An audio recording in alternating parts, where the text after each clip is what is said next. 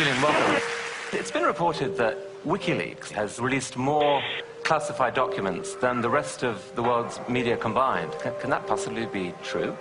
Yeah, can it possibly be true? It's a worry, isn't it? That the rest of the world's media is doing such a bad job that a little group of activists is able to release more of that type of information than the rest of the world press combined. Picking up the wound. Yeah, returning information engage. Light them all up. Come on, fire. Good evening. They're the secret files from the Iraq Die war. Internetplattform Wikileaks Det är webbplatsen Wikileaks som publicerat omkring 400 000 sidor hemligstämplade amerikanska dokument. WikiLeaks have made public the most extensive classified military and diplomatic material ever. What they've released is challenging and provoking governments with skeletons in their cupboards all over the world. We should condemn the disclosure of any classified information by individuals and organizations. The people who are in power will not give that power away freely. That is just unfortunately a fact of nature. The Defense Department demands that WikiLeaks return immediately all versions of documents obtained directly or indirectly from the Department of Defense databases or records. It's only now that the true story behind the development of this closed organization is coming to light. But while the world's discussing whether Assange is a rapist or a saint, WikiLeaks continue to pursue their own political agenda. Every release that we do of material has a second message, and that is we set examples. If you engage in immoral, in unjust behavior, it will be found out, it will be revealed, and you will suffer the consequences. What we have here is a new breed of rebel, IT guerrillas without a national base. Student digs, coffee bars and server rooms, these are their command and control centers spread all over the world, and the battle's already started. The general in charge of 120 Defense Intelligence Agency personnel targeting this institution and its products.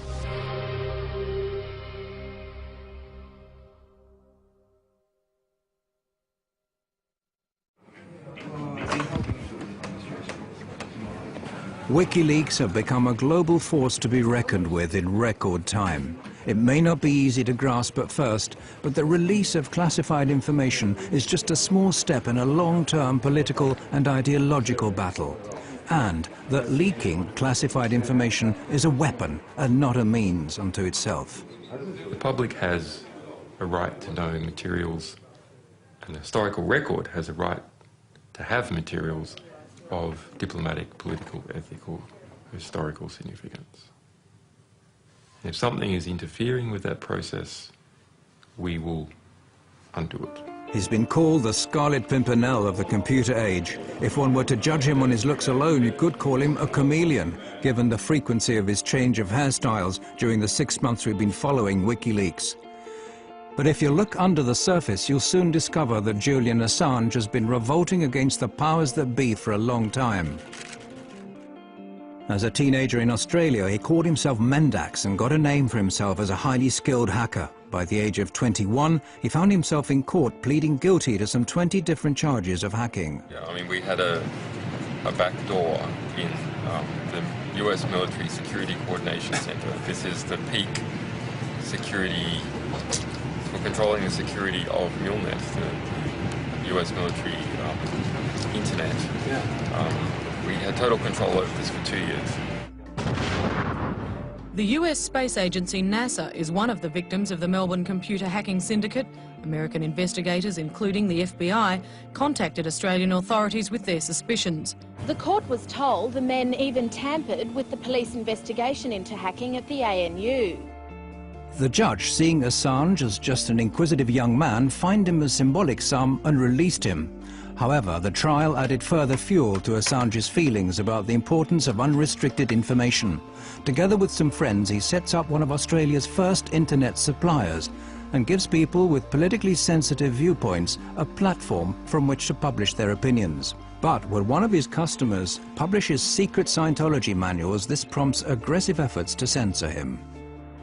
Helen Coburn, one of the lawyers for Scientology in California, I mean, sent many letters trying to attack us, and they ended up hiring a private investigator to try and track me down, who did manage to get hold of my silent telephone line and call me up, and just as a sort of threatening maneuver. I ended up tracking down how they did that. Those efforts to censor the site strengthen his conviction that something has to be done against those withholding important information from the public at large. What the problem was, there needed to be more actions that created positive reform effect. More actions that were just and corrective to injustice. Assange sees disclosures as a preventative instrument. It warns those involved in morally questionable or criminal acts that they'll be found out and will have to face consequences. I understood the significance of disclosures for quite some time. I mean, I registered leaks.org in 1999. In 2006, Assange and a group of like-minded people start building up a special internet service, Wikileaks.org, exclusively for people wishing to blow the whistle on abuse of power. His fellow conspirators comprised of hackers and mathematicians.